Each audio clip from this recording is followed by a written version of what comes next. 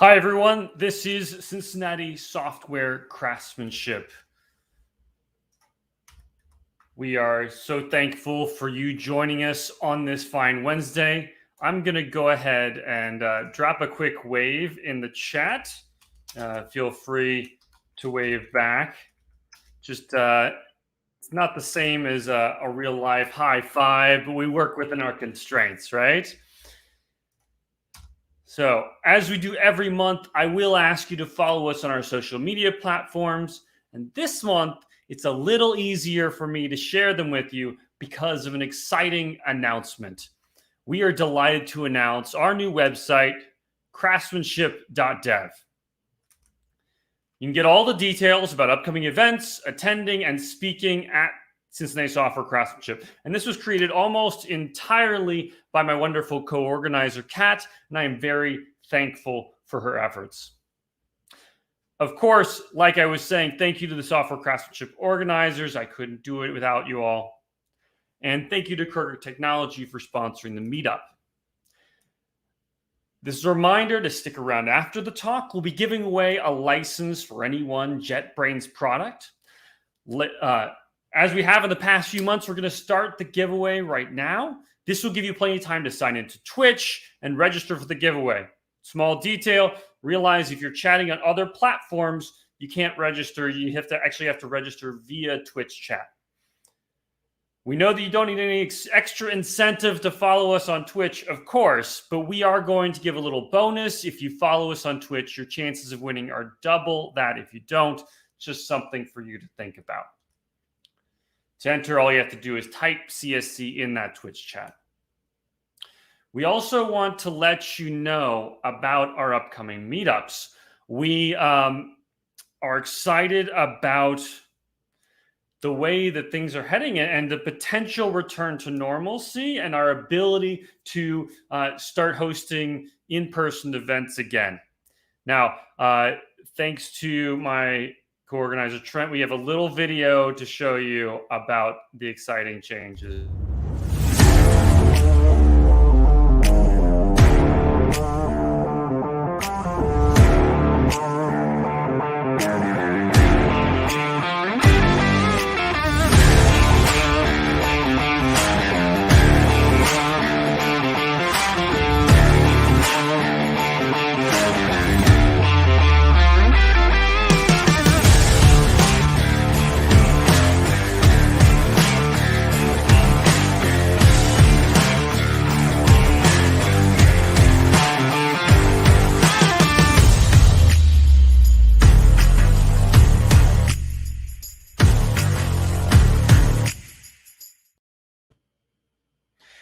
So I hope that you all are as excited as we are. We are hoping to add an in-person meetup to our to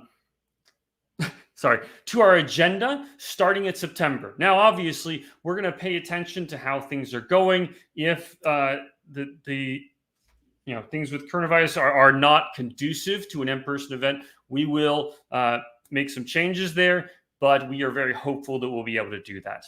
So much more announcements coming on that soon. Please follow us on social, check us out on Meetup, and you'll make sure that you get all the details. A couple other community events coming up that we want to make sure that you're aware of. First of all, this one I particularly am excited about is Momentum. Early bird tickets are available now. They're only $119 until August 31st. There's even a group discount if you get buy 5 or more. You can check that out at momentumdevcon.com. We've announced all our speakers and sessions. We have a really impressive lineup for this year, and I hope that you will join us. Also, Drink Up tomorrow night, if that's something you want to partake in, downtown at Braxton, Cincinnati. I've joined a couple of those, and it's been a lot of fun. With that, I want to give a big CSC welcome to Christina. Christina, welcome. And let's give Christina a little applause in the chat. Thank you. So with that, let's learn about mentorship. You go ahead and take it away. All right. Let's see here. There we go. So I've had a lot of mentors in my life, and back when I was in college, I worked in the chemistry department. I went to Michigan Tech University, and I was very insecure. I was very uncertain. I was the gopher, basically. And you may remember, maybe I'm dating myself here, but back before we had emails and interdepartmental things, we had these manila envelopes. Do you remember what those are? Those yellow manila. And so it was up to people like me to go get signatures, drop them off, walk around campus, stuff like that. So one day I was supposed to go to the cultural diversity office, and I'd never been there before. And I thought I'd been everywhere on campus, but apparently this little office was, far, far away. I was eventually found myself walking down this long, long corridor in the basement of the School of Business, which is a building almost nearly to the end of campus. And there I was, 20 years old, shy Christina, if you can imagine that, just kind of walking down these hallways. I had to stop and ask directions a couple times along the way. And finally, I found the spot. So I kind of timidly, peeked my head around the corner into this office. And in the office, there was this site that I'd never really seen before. There was a desk, an old desk, but really what was so amazing about it was that there were all these artifacts from all around the world, right? It was the Office of Cultural Diversity. And so, all the shelves, they were covered with bright flags, talismans, right? Statues from all over the world. And I kind of poked my head in and I hear, well, what are you doing in there? What do you do? Come on in, right? And I was like, and there was my little manila envelope. Okay, please sign this. And I set it down, and she did the thing, and she put it back in the envelope. And I was like, okay, all right, thank you. And I kind of slink back out again. And she goes, now, wait a minute. Now, I don't believe we've met before, right? What's your name?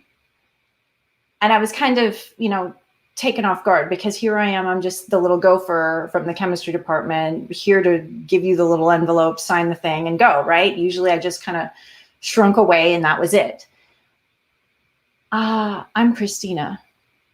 And she's like, well, do you have a last name? What's your And she really started kind of, taking interest in me and engaging in me. And nobody had ever really done that before, which is really cool.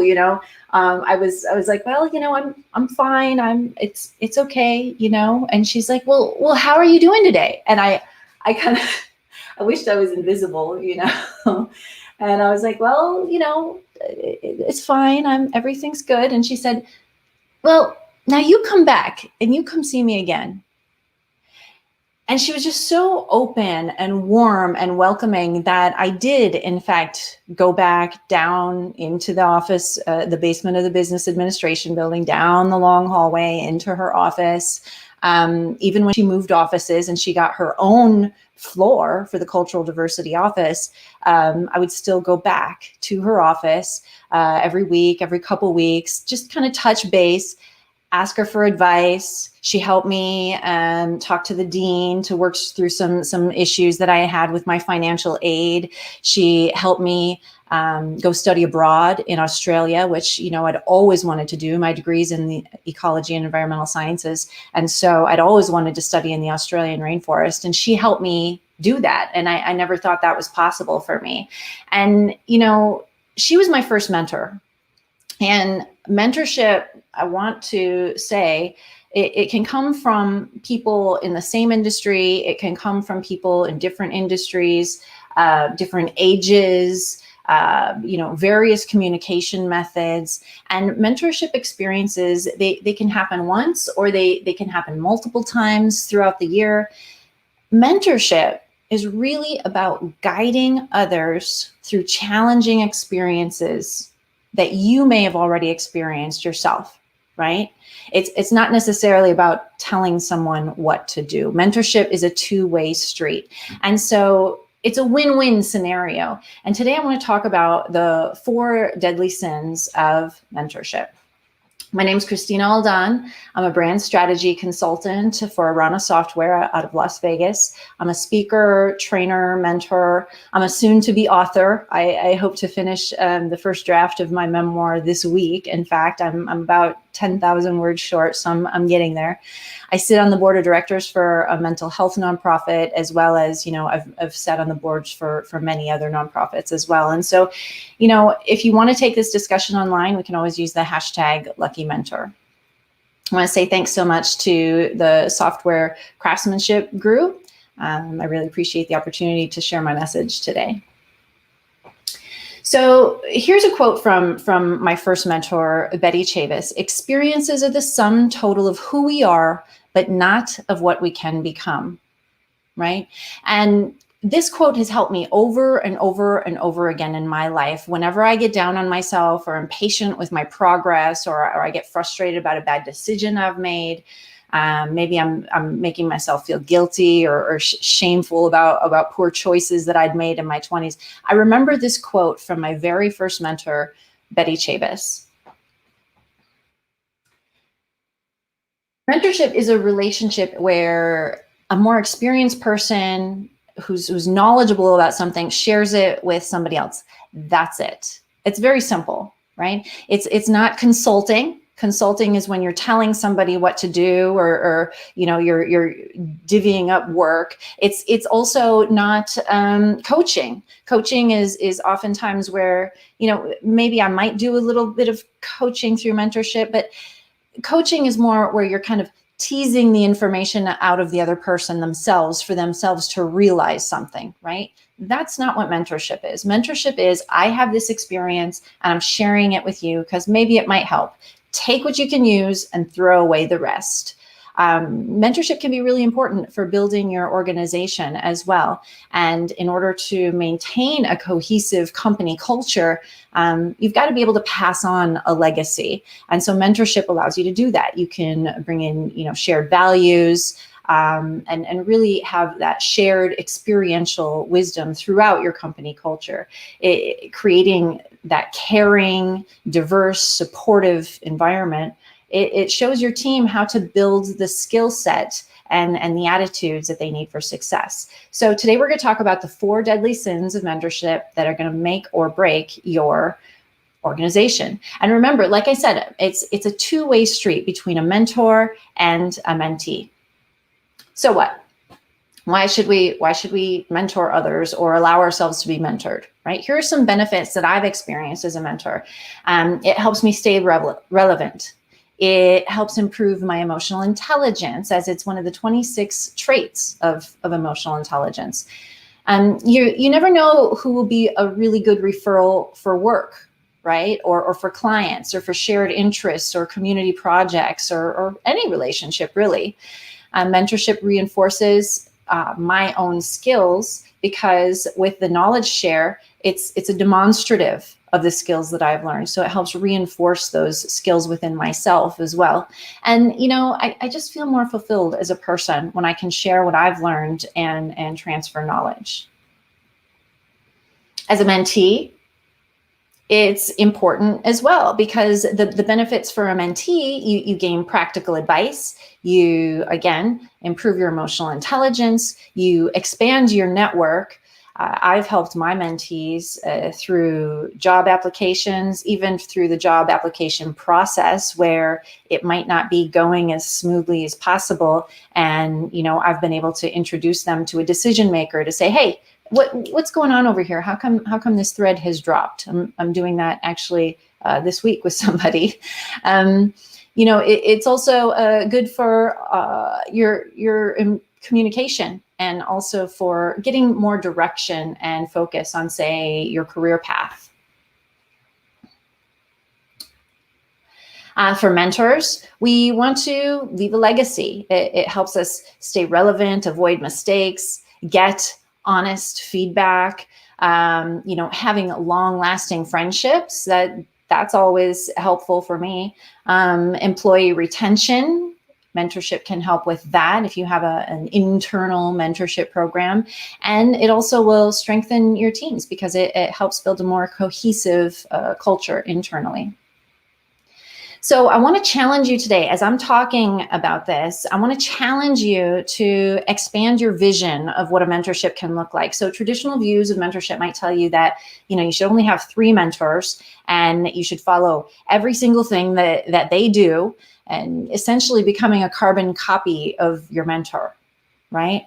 And I just don't really follow along with that traditional view of mentorship. I personally take advice from a diverse group of mentors, and I trust my own emotional intelligence to kind of filter out any information that doesn't work for me or doesn't apply to me. So today I want you to expand your views of mentorship as we're talking about this, because mentors, they can come in many different forms, right? You could meet one-on-one once a year for coffee. That can be a mentorship, right? Maybe you follow them on social media. You can follow their tips, their suggestions, their books, newsletters, blogs, publications, articles, social media. Chances are, if they're a mentor and they like giving back to the community, then they're creating a lot of content out there already online for you to watch, to take in, to learn from, and to improve your skill set. Maybe you have a quarterly video call with them. That could be a mentorship relationship between a mentee and a mentor also, where it's just a simple quarterly call, maybe a check-in. That's something that a mentorship could look like. I also encourage people to explore mentorships with people of wide ranges of diversity. So I'm talking about age, industry, gender, religions, maybe they're completely different in different countries. I mentor people in different countries as well. You'd be surprised by the people that I take advice from. There's a whole list here of different people, and they guide me. They show me the way through my pain, through my confusion, and I get clarity out on the other side. They all contribute and shape who I am, how I think, and my perspectives, regardless of whether I take in their specific worldview. Now, let me be clear about that. The traditional view of mentorship, as I said, will often be, okay, do exactly what your mentor says. You hear this story sometimes where people will say, and I told my mentor looked at me and said, you get to my workshop and find that money. And I don't care if you don't have $15,000, you need to be there this weekend and it's going to change your life. And I did it. And I'm so glad I did it. Right. It's not really my view. I don't think that people should be pushed to that. If you have a relationship with a mentor, then you can use your own emotional intelligence and your own decisions to take in what's useful and kind of throw away the rest, And it's also important to set your expectations. So if you have a functional mentorship where you're working on a very specific skill set, for example, maybe it's negotiating a raise. I've helped people improve their communication or their pitch deck for their startup, maybe learning a new language or something, writing a book. You should create a signed agreement and a timeline to manage those expectations. Create some milestones along the way so they know this is a functional mentorship where each week or each month, I expect these milestones to be met. And at the end of it, this is the skill set that you're going to gain at the end of our mentorship. So helping others increase their emotional intelligence is going to help people prepare for their future. And when I say that, I don't want you to be confused that I only mentor people who are younger than me. I mentor people who are in transition. I've mentored people from ages 13, 14, all the way up to ages 68 who are making career changes. And so helping people prepare for their future and building those emotional intelligence skills, it empowers others so they can make better choices, right? So if you haven't heard of emotional intelligence before, it's the capacity to be aware of, to control, and to express your emotions. It's how you handle your interpersonal relationships with empathy and, judiciously. So they've broken it down into 4 different parts. There's awareness of self, management of self, awareness of others, and management of others. And you can see here how that kind of lays out. When we start identifying our emotions, we can choose them a little bit better. Our emotions, our beliefs, our behaviors, our actions. And this first step really is the awareness of self. Next comes the management of yourself, how you are imparting your gifts into your community. Awareness of others, how empathetic you are to others and their situation. And then management of others, how you maybe volunteer in your community, or how you give back, how you take in information. And so when we think about our brains, we used to think that our brain was a lot more limited. We used to think that our nervous system, once you killed brain cells, that was it. But what we know now is that our brains, they have this quality called neuroplasticity. And so in neuroplasticity, what that means is that as these synapses in your neural pathways are connecting, it means that we can create new neural pathways by having more connections in our neural network. So in the last 7 to 8 years, 7 to 8, not 78, 7 to 8 years, we've only just begun to understand neuroplasticity and how the brain works. So Danny Goleman is the first one who came out with the term emotional intelligence or emotional quotient. And new research is coming out all the time. So here's how it works. If we stimulate new parts of our brain, we have it over and over again, these neurotransmitters are released. And those signals, they bring in new or different signals to our brains, to our senses, memories from past experiences, things like that. The more we stimulate a neural pathway, essentially the deeper the groove, the more it kind of locks in that neural pathway. If the stimulus is strong enough, or if it's repetitive enough, we create new neural pathways. And so that's how neuroplasticity works in our brain. So as we're working on gaining more skills, improving our empathy, strengthening our communication, as we stimulate those neural pathways over and over and over again, and we repeat it with repetition, those neural pathways, they solidify, they make stronger connections, more neurotransmitters, more protein synthesis, and it's a stronger connection. So it makes sense that just reading a book or seeing a presentation for an hour, right? It's not going to suddenly, boom, all right, now I have emotional intelligence, right? That's not how it works. You don't suddenly just learn everything there is to know about emotional intelligence. It's with constant practice that your mindset will change over time. So as you grow, as you shift, your community around you grows and shifts and responds as well. And that's what neuroplasticity is. And that's how we create new neural pathways and build our emotional intelligence. Let's see something. Here we go. Click. So you can see now how understanding emotional intelligence and the concept of neuroplasticity, it would be more important, for a successful mentorship, both as a mentor and also as a mentee, right? So in business, it's important to teach skills for good business acumen, for example, right? Navigating office politics is kind of tough. So mentorship can help mentees learn those skills to communicate better. And then the mentors, they reinforce what they've already learned, right? And probably some of you can think about maybe somebody in your professional network that you wish had more emotional intelligence, right? So the question in chat is, if you formed bad connections, can they be weakened? Do they weaken naturally over time? And that is correct. That's a brilliant question, because what happens equally as we form new neural pathways, as we stop stimulating those old neural pathways, they fall away. Those neurotransmitters are no longer being stimulated. The proteins are no longer being synthesized, and the connections will fall away, because our brains want to be efficient, right? And they don't want to keep these old unstimulated neural pathways just hanging out. So yes, they will dissolve.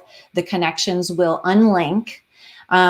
Sometimes, the data shifts. Sometimes they'll say 21 days. Sometimes people will say 4 months before those neural pathways break and go away.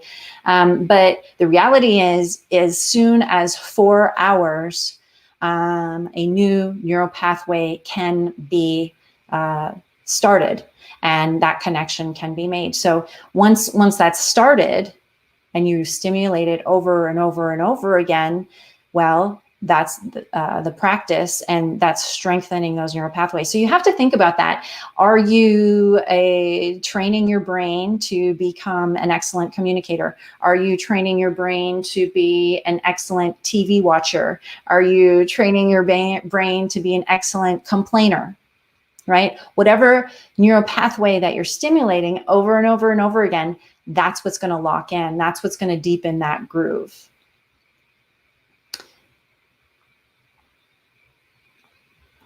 So I've had a wide range of mentees from ages, like I said, 13 to 68. I've had high school students, startup founders, nonprofits, reinventors, solopreneurs, college kids, and they all have one thing in common. They're open to learning from my experiences. That's it. Remember, mentorship is one person has experience and they're passing it on to another. So obviously the mentee has to be open to it, right? So these are the 4 things that will not support a successful relationship when you have a mentee-mentor relationship. Using guilt or shame. Trying to be a dictator. It doesn't work. Motivating your mentees with bribes, that also doesn't work. And telling them what they want to hear. We call that courtesy bias. It doesn't really do anyone any good. So let's talk about this a little bit. Trying to use guilt or trying to use shame. So guilt and shame are unpleasant feelings. And trying to guilt them and shame them into doing what you think is best for them, it really doesn't create a positive transformation. It's a control manipulation technique, right? And rather than exacerbate their feelings of guilt or shame, instead try to help transform their feelings about the situation. There are techniques that we can use. I use techniques like NLP. I don't know if anybody's have heard of neuro-linguistic programming, but that's a way that you can help people relieve their feelings if they have something going on, if they have guilty feelings around something or they're struggling. But remember that brain's neuroplasticity allows us to create new neural pathways. So we can help transform their feelings. So, teach, don't preach. That's the solution to that. If you find yourself starting to try to manipulate or to control a mentee, instead, just kind of take a step back and go, you know what, I'm going to teach you how to do this. I'm not here to preach to you or to control about what I want you to do or what I want you to get out of this mentorship. Mentorship is not a dictatorship, right? Oftentimes mentors might be tempted to replace guidance with dictation. If they aren't doing what they think they should be doing, you might have this tendency to try to tell them what to do. And remember, it's not consulting. It's not a dictatorship. You're not here to divvy up the work and tell people what to do, because they're just going to resist. It's not going to be a very pleasant experience for them, and they're not going to be open to learning. In fact, this isn't really about that, but we have this neurotransmitter called vasopressin, and vasopressin is what allows us to be more open to receiving information. And if somebody is stressed, or if they are resistant, then the vasopressin neurotransmitter does not flow, and they're not going to be open to learning. Biologically, physiologically, their memories, their brain is not going to be able to store, recall, and retrieve the data that you're giving. Instead, just remember that mentors are guides. Right? Consider your influence when you're offering guidance to others. So there are lots of factors that might influence a person's response. So how they respect you, if they have a fear of disappointing you, any living organism is going to go to the path of least resistance. Even an amoeba will choose the path of least resistance. I mean, some of us, I guess, I do choose the hard way every now and then. But, most people, they have the tendency to want to avoid or sabotage any interactions that are unpleasant. So just remember that a mentor is a guide, and dictatorship is not the same as a mentorship.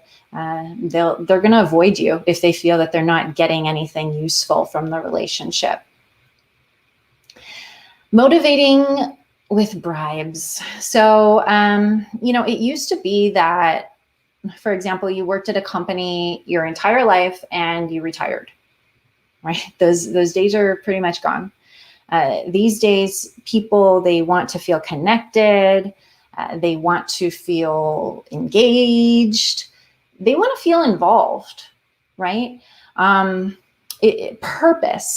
Purpose is really what we talk about, especially, people talk about how millennials, purpose is very important, motivating factor for them, right? So purpose is just as important as money or a paycheck in order to stay motivated and engaged. And well, mentors can sometimes, they can try too hard to motivate mentees by using monetary rewards or gifts.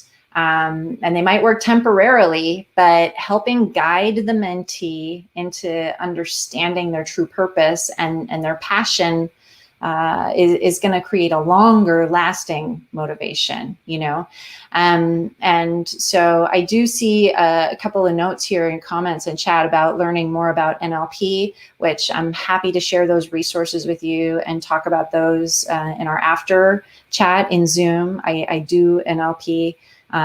And I'm a firm believer of it. I used NLP and hypnosis almost every single day of my life for 3 years, and it really, really helped me in reprogramming my brain and my subconscious mind. And then also so important to be aware that people might not be able to receive things at certain times. I love that, especially right now, right?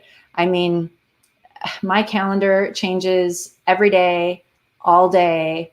And it is really, really tough right now. People they're caretaking sick family members. They are unfortunately, planning funerals for sick family members. We have COVID fatigue. We have Zoom fatigue. We have my kids going back to school yet fatigue, right?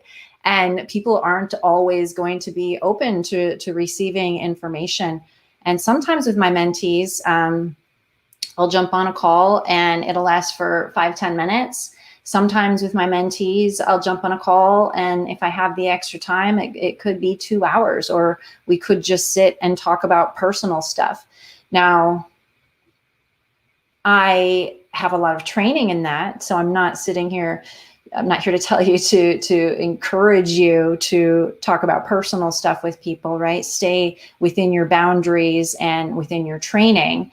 We'll talk about that a little bit later. Stay in your lane, right? But, it's important to understand that people aren't always going to be receptive to what you're talking about. And somebody says here that sometimes just appreciating their effort is really great. Yes, that's true. Instead of motivating people with bribes. And then also how NLP could be coercive. Yes, NLP could definitely, absolutely be coercive. 100%. We must use our superpowers for good and not for evil. I have a mentor. He talks about how we all have four superpowers. If anybody wants to guess them, you can put them into chat. 4 superpowers. We have 2 internal superpowers and we have 2 external superpowers. And unless we are born with, a debilitating disease or disorder, we all have these qualities. So our 2 inner superpowers that we all have control over are our thoughts and our emotions. And for our external, it's our words and our actions. So our thoughts, our emotions, our words, and our actions are our 4 superpowers, and everybody has those. We are all capable of managing those unless you're struggling and with a specific diagnosis. So understanding that is really, really key. And I gave a talk also about how I am sick and tired of being marketed to, and I'm sick and tired of marketers. And it's kind of funny because I'm a brand strategy consultant and I've built an entire career on marketing and advertising, but I do a whole talk about the manipulation techniques in marketing and advertising and how we have to use our superpowers for good. And what I like about NLP though, is that, it's like, it's context free. And the cool part about NLP is that you can look up the information and the script is the same regardless of the context or the content. So you don't have to share any personal information with anybody with NLP because it's all happening in your own brain and your own symbolism and as you want it. So while there might be a script of somebody guiding you, the context, the topic, the content, everything personally happens for you on the inside. So that's what I really love about NLP is because it takes away that opportunity for coercion in that respect. You're not guiding somebody. And as a mentee, you can always choose not to listen to the mentor. That's exactly it. And just be honest with them and try a different way to help you. Oh, hey, Brooke. So Brooke is one of my mentees. In fact, welcome, darling. And so I tell her that all the time about how, you have your own brain and apply what works and then just throw away the rest. So yeah, great comments in the chat. Thank you. So instead of motivating with bribes, you got to become a talent detective with people, right? So you have to consider your influence when you're offering guidance to others, because there are a lot of factors that'll influence their response, such as, how they respect you. Like I said, if they're going to disappoint you, things like that. And if you become a talent detective and ask the right questions, you can kind of unearth, what they're really great at and what they're really motivated by, and then lean into that positivity a little bit more to help boost up their confidence and boost up that skill set. So just remember, a mentor guides others toward their goals by sharing their experiences with them and really kind of boosts up their natural talents and what the mentee naturally wants to go toward to highlight and feature their strengths. The other thing that doesn't work is, courtesy bias. Like I said, telling them what they want to hear. Otherwise, it's just not very, very helpful if you're not being challenged. I just talked to somebody recently who felt like they weren't getting the help they wanted from their professional therapy relationship because they would just come in and then just complain to their therapist and then walk away, right? And they weren't really being challenged. They weren't really being, there were no opportunities for growth. They weren't given any strategies for improvement. And now, while that's in a professional therapist relationship, it's the same kind of thing when you're talking to a mentee and you're offering them courtesy bias because you don't want to hurt their feelings, or you don't want to make them uncomfortable. But guess what? Growth happens when we feel uncomfortable, and so just being able to push them a little bit outside their comfort zone. So for example, with Brooke here, we're working on developing a talk for her right now to apply to CodeMash. And as somebody who's a 16-year-old and she is in a household full of technologists, and she's more of an artist musician part, right? I'm really helping to kind of push her outside of her comfort zone because she has a great message to share. She has a beautiful heart and really is knowledgeable about her topic. So even though the public speaking thing might make her a little bit nervous, it's not so much that it's way outside of her realm, right? And so mentees, they're never going to advance in their career if they're not challenged. Just like the person that I was saying with their therapist, they're never going to advance out of therapy or get those skill sets or gain the emotional intelligence or the resilience, the mental toughness, if they're never challenged, right? So giving them lip service and just telling them what you think they want to hear, it's really a waste of time for you. It's a waste of time for them. So be honest, but be kind. So you can, instead of being, trying to tell them what they want to hear, you could still be honest, but be kind about it. So I can still say, Brooke, I know that it really makes you uncomfortable at the thought of speaking at CodeMash, but let's take the facts here. And I know that you present well because we took that trip together one time and I saw you sing karaoke up on stage. And maybe I wasn't supposed to tell anybody, Brooke, sorry. but I know that you present well and that it would be good. So I can be honest about it and be kind. As one of my friends always tells me, tell yourself the truth in the kindest way possible. This is from Nancy Gabriel. She's probably the best mediator in the entire state of Nevada. She changes lives and she's fantastic because she has a communication method that tells people the truth in the kindest way possible. So what does this look like as it's applied, right? You could host mentor hours. I've seen this before where it's an open, kind of fluid relationship, right? And this might be somebody at your company knows that every Friday you're open for mentor hours from this time to this time. And, they can go in if they have like an acute issue that pops up. Maybe they're struggling with something and they just want to pop in and go into your open mentor office hours and say, hey, what's up? Something's on my mind, that kind of thing. Another thing, and we do this at Arana Software, is we add mentor hours to our scope of work as contractors. We will mentor leadership, the C-level executives. We will mentor, for example, your team leads or even some developers if they're struggling through certain parts of the application or the code. And so we just add, for example, 3 mentor hours a month, and that's built into our contract for our SOW as we're building a web app or building whatever the software or things like that.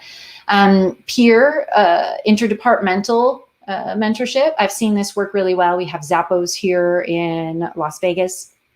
And 1 day a month, what they do is they allow somebody from a different department to go head over and shadow somebody in another department every month. And this way we get interdepartmental things as well. And not only that, but it also helps because then you know who to go to if you have a question in HR, or, you know, sometimes you might be really, really frustrated with how, you know, a certain department, the project managers are doing certain things. But then once you kind of get over there and spend a day with them and see what their job entails, oh, I see why now I'm understanding what the thought process is for how we do this. And in fact, you might even be able to offer some other input. Yeah, getting outside your bubble. That's right. And so it's a really good opportunity for that interdepartmental information sharing. And then the last one here is panel mentoring. And so where this is at your company, where like a junior mentee will meet with a group of mentors. So a team, 3 or 4 different mentors, and they'll get together and offer them maybe every quarter something, you know, a piece on something that they're working on. And that way they get a diverse group, you know, 3 different viewpoints from 3 different aspects about one topic, because they're sitting there with a panel and they get to be mentored. So I want to talk about mentor fatigue. This is a thing. And there are a few ways to mitigate this a little bit. I initially, when I started mentoring people, I would take on a lot of people, and I didn't really have a full process for it.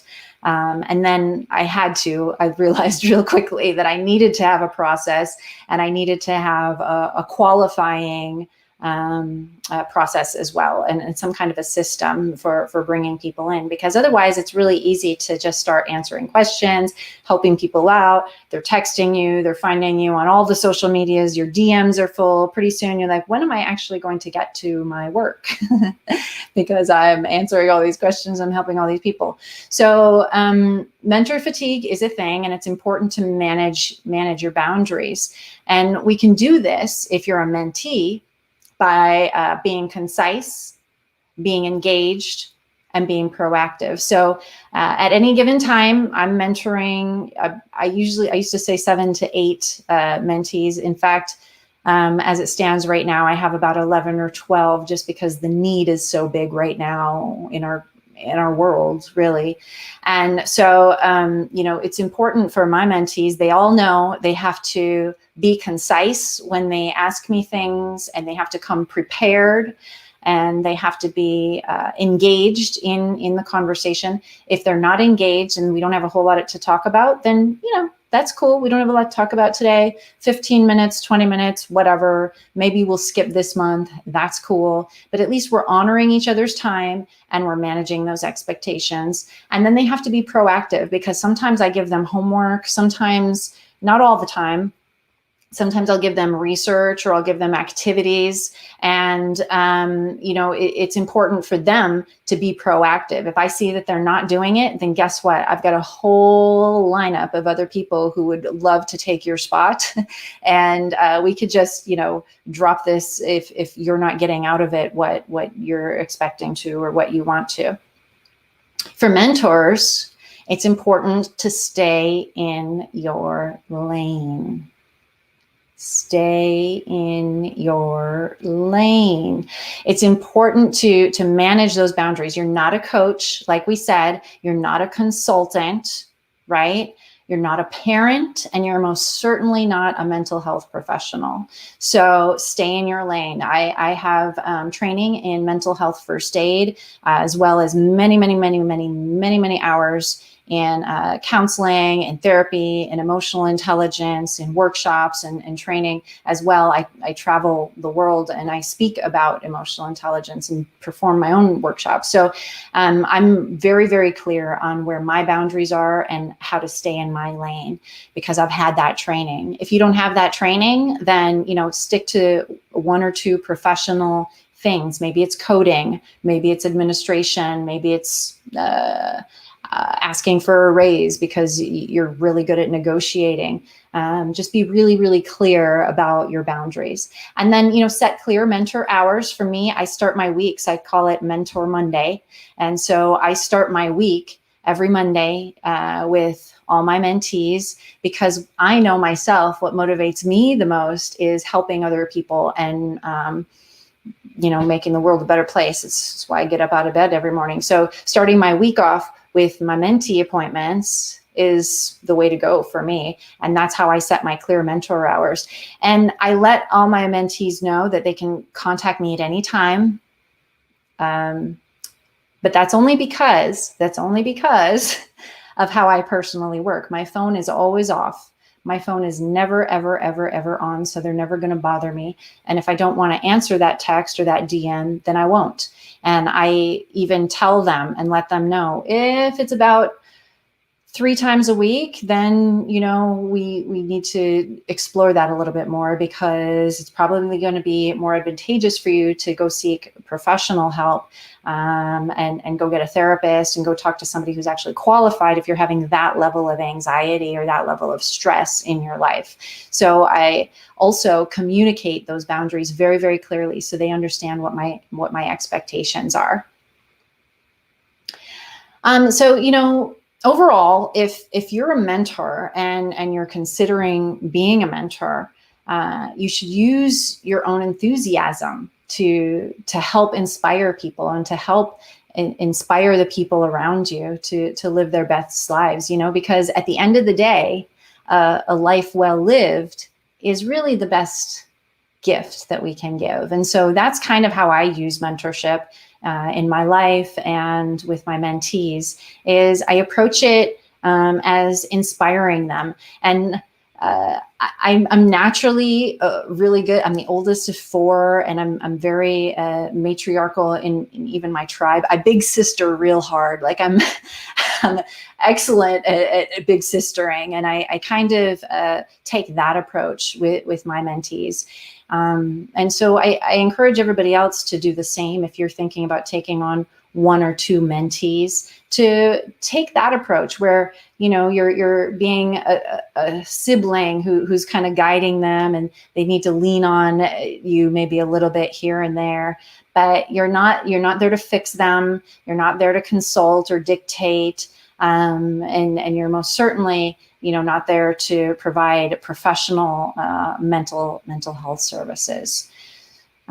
So that's my talk. If anybody has any questions, we can open it up to chat. We could talk a little bit more about how it works for me if you want.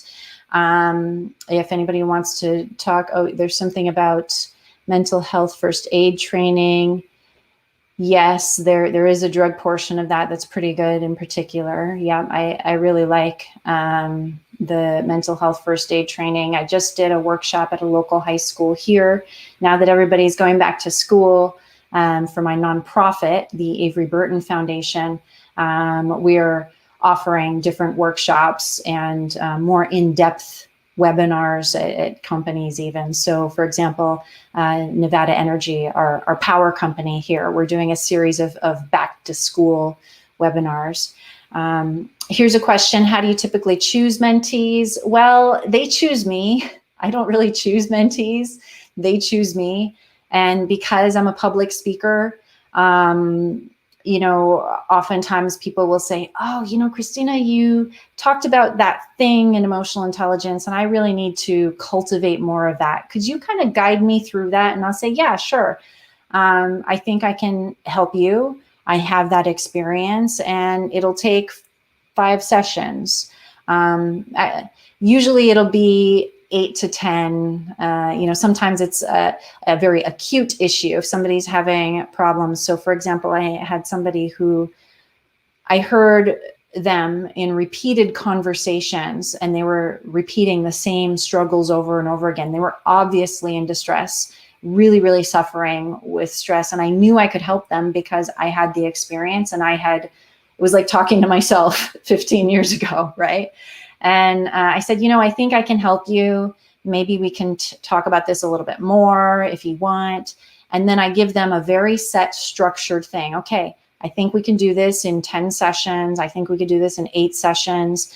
Here's going to be a rough outline. First, we're going to talk about your core values. Then we're going to talk about your communication style and how you're presenting and what the issue is and how you're playing this role in the dynamic and how they're playing the role in dynamic. And as it turned out in this particular case, the person was being bullied. They were in a toxic work environment.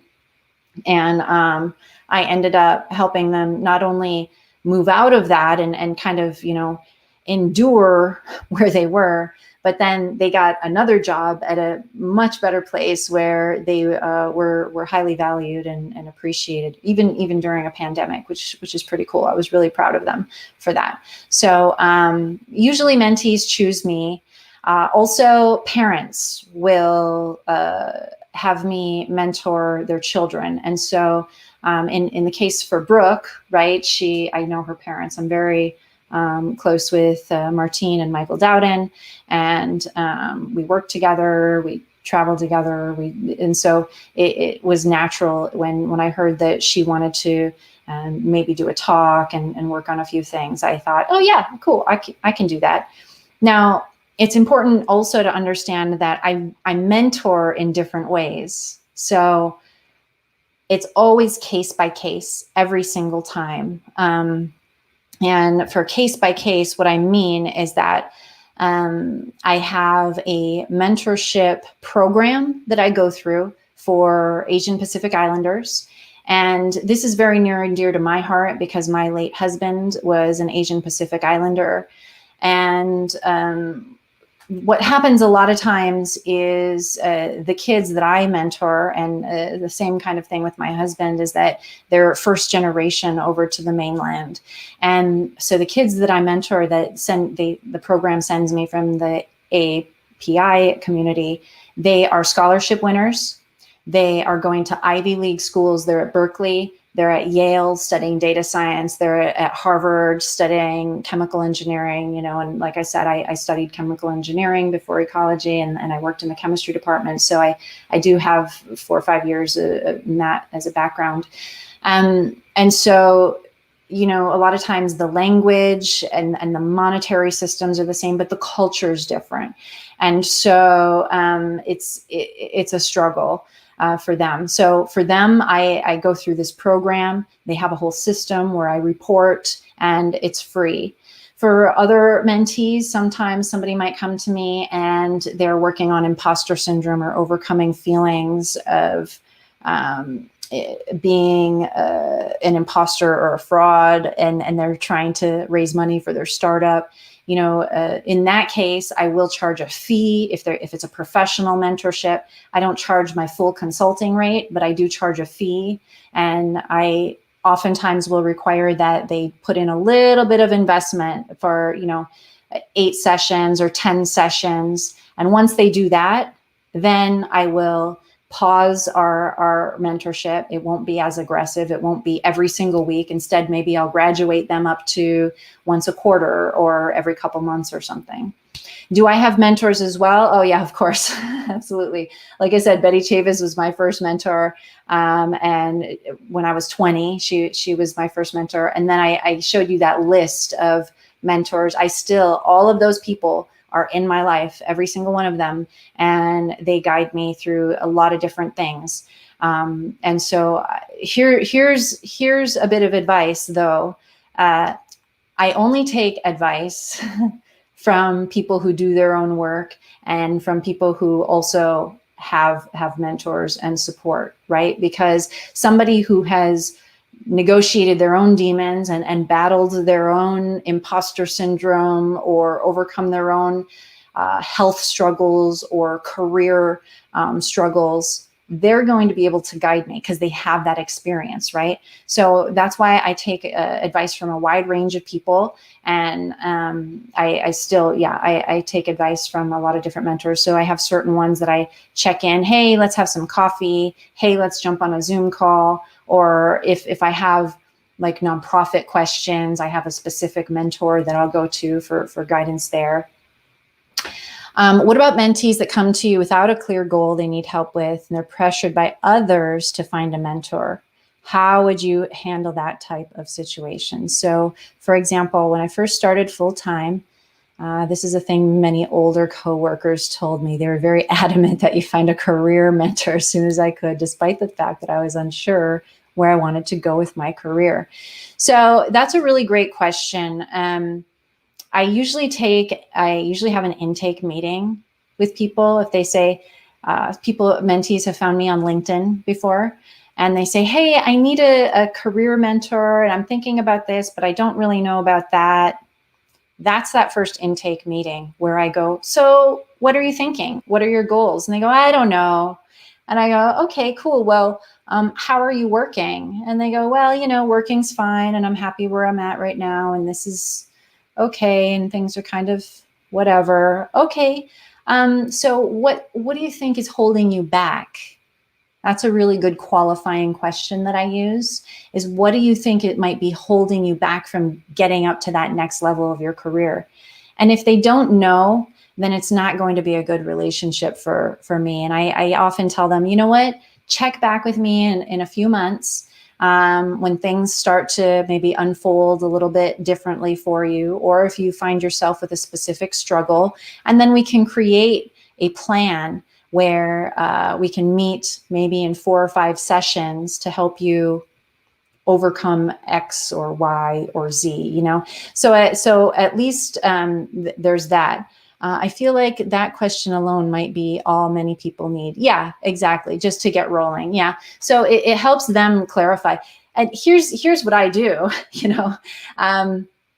I give out my personal cell phone number everywhere I go. Now, I've spoken on all 7 continents, right? And so I'll be on a keynote stage in Greece and in front of 1,200 people, and I'll give out my direct cell phone number. And I know that's just how humans are. I know that out of a crowd of 1,200 people, probably only 3 of them are going to contact me, and 2 of them will have the conversation, and it'll just be an acute conversation. It'll be a one and done kind of thing, or maybe it won't be a good match. And then maybe one of those people would take on a mentorship relationship that we kind of start. So because of the way that I manage expectations, I tell people, look, I kind of take the Bruce Lee approach. I used to take on lots of different mentees in a wide range of whatever, but now I have them sign a one sheet. We do a contract. These are the sessions. This is what you can expect from me. This is what I can expect from you. Show up on time. We're going to do this in 6 sessions. We can maybe kind of negotiate times here and there if we want to, but I try to do everything on Mondays. Here's the outline of what we're going to talk about. And I set those expectations. And a lot of people, they're not ready for that kind of commitment. And I tell people, I later on in his life, Bruce Lee, he would only train 3 people at a time, 3 students at a time, because he wanted the cream of the crop. He wanted to really foster that excellence. And as he put it, I don't know how I could possibly take on more than 3 because of the deep work that he would do in their training with them. And so I kind of tell people I take that approach. And if I have more than 7 or 8 people at a time, then I say, maybe our next cohort, I have somebody who's kind of graduating and they're going to start meeting with me only once a quarter or once a year, and then you can take on their spot. So I set those expectations, and people always know they need to come to the meetings prepared. They should have notes. They should have bullet points about what we're talking about. They already have the outline, because in that first intake meeting, we set the outline together, and those expectations were set together. That's a good question. Thank you. Awesome. Does anybody else have any other questions? Cool. Okay. Thank you very much. Thank you, Christina. That was fantastic. Can we get some applause in the chat again for Christina? So much valuable information in that presentation, and I really appreciate you coming out to teach our group. That was great. Yes, great. Is there anything else you want to call out that possibly didn't get mentioned? Is there social media where people should follow you or things like that? You know, I'm lucky girly girl everywhere on the interwebs, and I say that I speak all languages. I speak Facebook and TikTok and Instagram. You can find me anywhere. I'm lucky girly girl. My emails, Christina@Aronasoft. All my DMs are open. I'm not that famous, so all my DMs are open.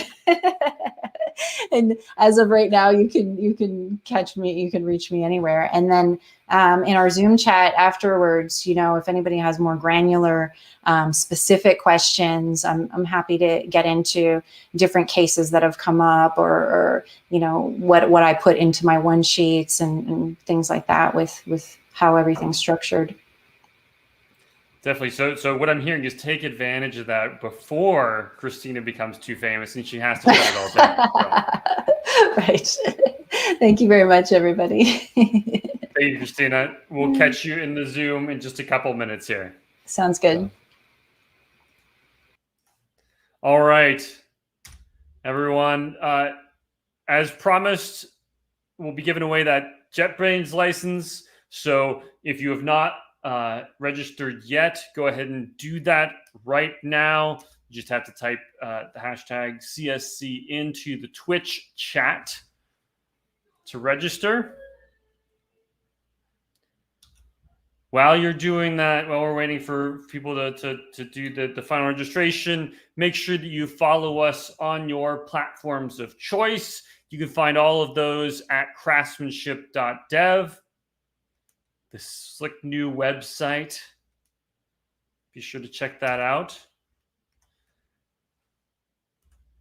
And it looks like, I think we've got all our registrations in. Trent, are you able to draw our winner today?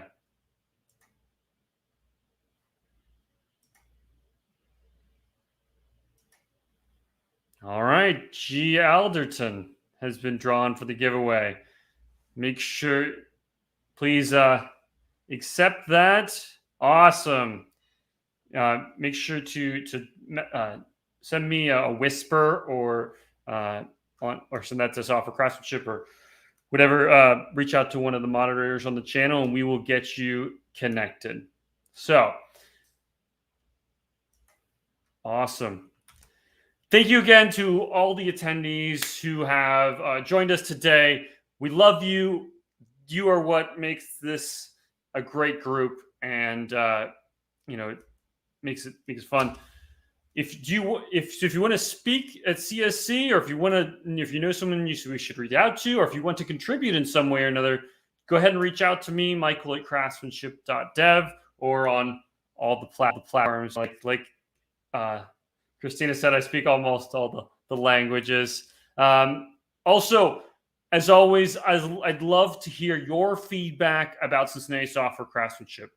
Are we your very favorite meetup? And if not, why not? And what would you like to see from us in the future? So you can email me again. Email's on the screen there. Just let me know if there's things that we can do better.